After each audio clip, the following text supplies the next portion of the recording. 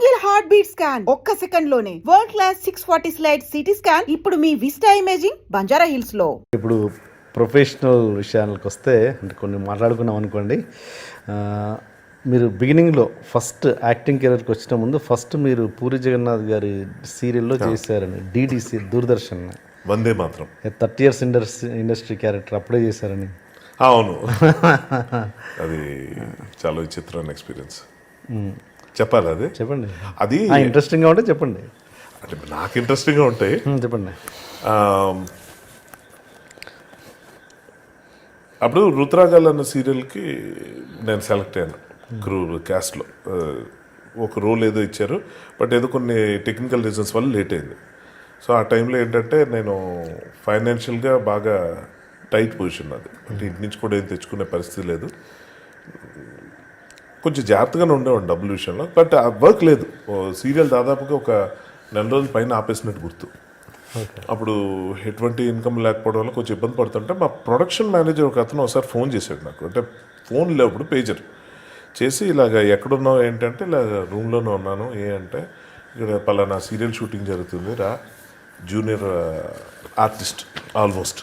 Okay sir ఒక్కసారి stake నా back అంటే అదేంటిది అంటే రా, డబ్బులు వస్తాయి కదా, ఒక కన్వీన్స్ అవి ఇవి కలిపి 100 రూపాయలు వస్తాయి.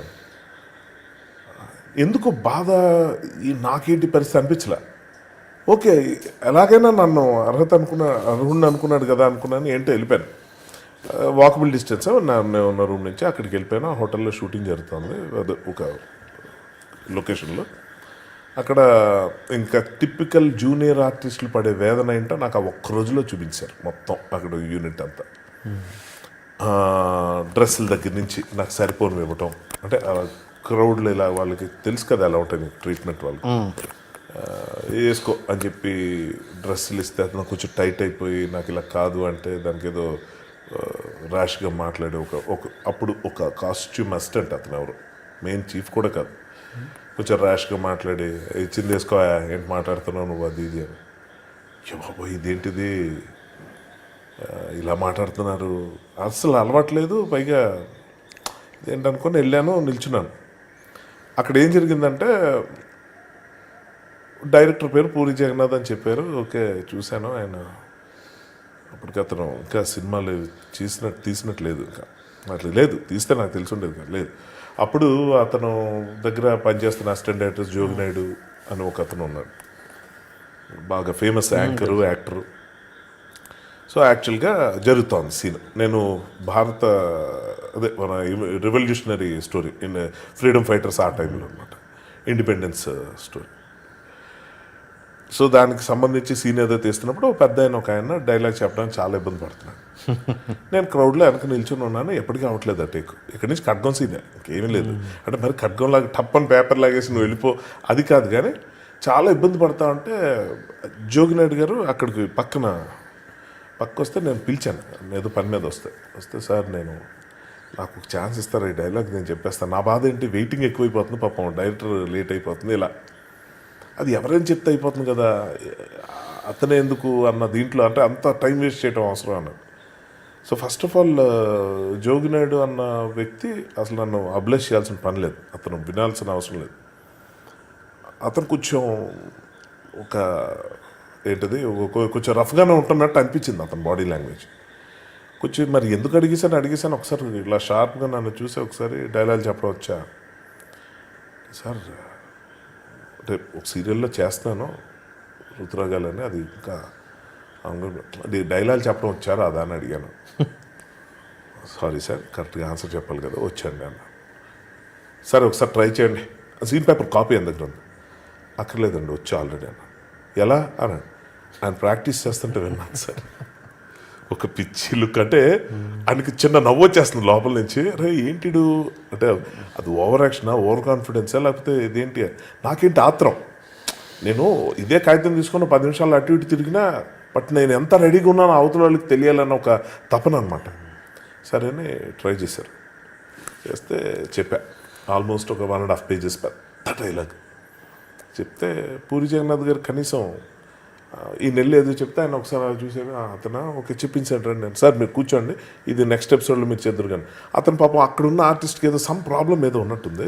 ఓకే ఓకే అని పక్కకి వెళ్ళారు. నేను వచ్చాను, వచ్చి టక చెప్పేస్తున్నాను, మిత్రులరా మనకి ఇప్పటికే చాలా ఆలస్యం అయిపోయింది, దేశానికి స్వాతంత్రం కావాలి అది ఇది. సడన్గా నవ్వు వినిపిస్తుంది. ఏంటని చెప్పి చూస్తే పూరి గారు నవ్వుతున్నారు. నవ్వుతూ దగ్గరికి వచ్చి ఏం లేదు బాగుంది అవి రిలాక్స్ అవ్వకండి వెంటనే టేక్ చేద్దాం. దగ్గరికి వచ్చి మీ పేరు? సార్ హర్ష గారు ఇది మీరు చాలా క్యాజువల్గా చెప్తున్నారు, చాలా రియలిస్టిక్ యాక్టింగ్, ఇది బాగుంటుంది యాక్చువల్గా. ఇప్పుడు మా శివ సినిమాలో అట్లా అన్ని శివాకి అసిస్టెంట్ డైరెక్టర్కి పనిచేస్తారో అప్పుడు తెలుసు.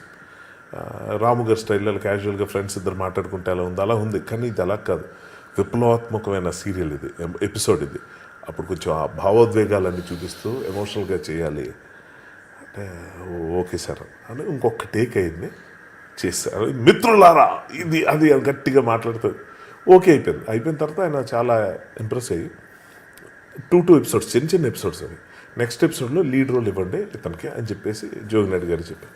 జోగినాయుడు గారు వచ్చి హ్యాపీగా గుడ్ లక్ అండి ఆల్ ద బెస్ట్ లీడ్ కొట్టేశారు వెంటనే. సో జూనియర్ ఆర్టిస్ట్కి వెళ్ళి లీడ్ క్యారెక్టర్ వచ్చిన తర్వాత చాలా హ్యాపీగా ఇప్పుడు నాకు రాజా హోదా అనమాట. అసిస్టెంట్ డైరెక్టర్ ఒక అతను నాతో వచ్చి కాస్ట్యూమర్ దగ్గర తీసుకెళ్ళి ఇంకో పలానా ఎపిసోడ్ రోల్ ఇతను చేస్తున్నారు ఇతనికి ఇవ్వండి. మళ్ళీ సేమ్ కాస్ట్యూమర్ ముందే ఇచ్చిన బట్టలు వేసుకుని వెళ్ళి సార్ ఎంత సినిమాటిక్ లైఫ్ అంటున్నా అది, ఇవన్నీ సినిమాలో చూస్తే రియల్ లైఫ్లో ఏదో జరుగుతుంది. దగ్గరికి వెళ్ళిన తర్వాత మళ్ళీ అప్పుడు ట్రీట్మెంట్ అంతా మారింది, వచ్చాను డైలాగ్. ఇది ఒక ఎక్స్పీరియన్స్ పూరి గారితో. కాస్ట్యూమర్తో ఒక యాక్చువల్గా అది చెప్పకూడదేమో అనుకున్నాము. అంటే యాక్చువల్గా అది ఏంటంటే కాస్ట్యూమర్ దగ్గరికి వెళ్ళి మళ్ళీ డ్రెస్ అది ఇచ్చారు. ఇచ్చిన తర్వాత కొంచెం అప్పుడు కూడా ర్యాష్గా ఏదో మాట్లాడాడు. అంటే నా హైట్ కొంచెం ఎక్కువ, మరి ఏ మెజర్మెంట్స్ తెలియదు కానీ నాకు కొంచెం టైట్ అయిపోవడం, పొట్టి కొంచెం ఏదో అంటే ఏంటి చాలా మాట్లాడుతున్నావు నువ్వు అని ఏదో మాట్లాడింది సార్. కొంచెం ఈసారి నాకు కోపం వచ్చింది ఫస్ట్ టైం.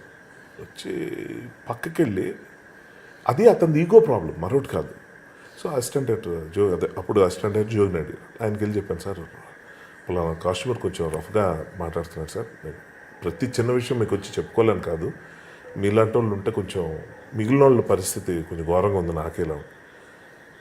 జోగినాయుడు అస్సలు ఆయన తట్టుకోలేడండి. టక్క వచ్చి ఫుల్ లెఫ్ట్ రైట్ సెంటర్ వాయించారు కాస్ట్యూమర్.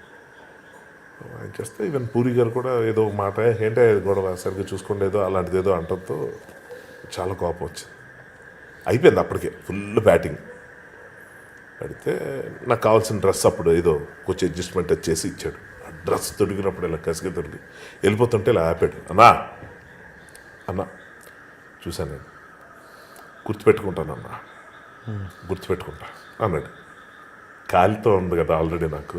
వెంటనే చెప్పా, అన్నా ఎక్కువ కష్టపడకు, ఎందుకంటే నేను ఏ పని చేసినా గుర్తుండిపోయేలా చేస్తాను. పంచ్ డైలాగ్ అనమాట. అలా ఉండిపోయి వెంటనే మొత్తానికి అంటే ఇది ఏంటంటే అంటే తక్కువ స్పాన్లో డిఫరెంట్ ఎక్స్పీరియన్స్ అవుతున్నాయని చెప్పడమే ఇంకా దీని ఉద్దేశం. ఇంతకన్నా ఘోరమైన చాలా ఉంటాయి, ఇంతకన్నా బెటర్ ఎక్స్పీరియన్స్ చాలా ఉంటాయి. ఇది నేను ఎందుకు 10 సార్లు గుర్తుపెట్టుకున్న విషయం అంటే ఒక్క రోజులో నేను జూనియర్ ఆర్టిస్ట్ రోల్ చేయటం ఏంటి, 100 రూపాయల కోసం నేను వెళ్ళటం ఏంటి, 100 రూపాయలు సార్ అప్పుడే. అంటే అప్పుడు నా పేమెంట్ కూడా 500 రూపీస్ పర్ డే. బట్ అసలు డబ్బులు లేవు ఆ టైంలో. అంటే ఉన్నాయి, తొందరగా అయిపోతున్నాయి. నెక్స్ట్ ఏంటో వర్క్ ఉండట్లేదు. ఏంటి అంటే మరి ఆ మేనేజర్ ఎందుకు నేను గుర్తొచ్చానో, రా నువ్వే చేద్దు కానీ అంటే వెళ్తే అంటే ఏం చెప్పడానికి వస్తున్నానంటే చిన్న రోలా జూనియర్ ఆర్టిస్టా నేను ఎందుకు వెళ్తాం అనుకుని ఉంటే నాకు ఫస్ట్ ఆఫ్ ఆల్ ఆ ఎంకరేజ్మెంట్ ఉండేది కాదు. సో నేను యాక్ట్ చేసిన రుతురాగాల కన్నా ఈ ఎపిసోడ్ ఫస్ట్ టెలికాస్ట్ అవటం, అది ఫస్ట్ ఎపిసోడ్ నేను చిన్నది చేశాను కదా ఆ 30 years ఇండస్ట్రీ, ఆ రోల్ కాదు, మెయిన్ లీడ్ చేసిన ఇంకో ఎపిసోడ్ అది ఫస్ట్ టెలికాస్ట్ అయింది. So main lead, so first టెలివిజన్లో చూసుకోవటం, అది రావటం, మా పేరెంట్స్ కూడా చూడటం హ్యాపీ అనమాట. సో సినిమా ఇండస్ట్రీ కాదు, ప్రపంచంలో ఎక్కడైనా మనం ఎక్స్పెక్ట్ చేసేవే అవ్వాలని అనుకోకూడదండి. ఆ మాటకు వస్తే నేను ఇదే చెప్తాను మా ఫ్రెండ్స్ అందరికీ, నేను ఊహించుకుని నేను కళ్ళగానే నేను డిజైన్ చేసుకున్న లైఫే నేను లీడ్ చేయాలనుకొని అదే అవ్వాలని కానీ వచ్చుంటే ఇప్పటికి ఎక్కడో చాలా ఘోరమైన పరిస్థితులు ఉండేవాడిని. నాకు వస్తున్న ప్రతి ఆపర్చునిటీని గ్రాప్ చేసుకొని ఏది వచ్చినా కాదనకుండా వెళ్ళిపోయానండి. For more videos, please subscribe to iDream. And more videos, please subscribe to iDream Media. Please do subscribe to iDream. iDream అంటే నా కళల ఛానల్ను సబ్స్క్రైబ్ చేసుకున్నారు, నోరు తిరుగుతలేదు, మీరైతే గంట గుర్తు కొట్టండి.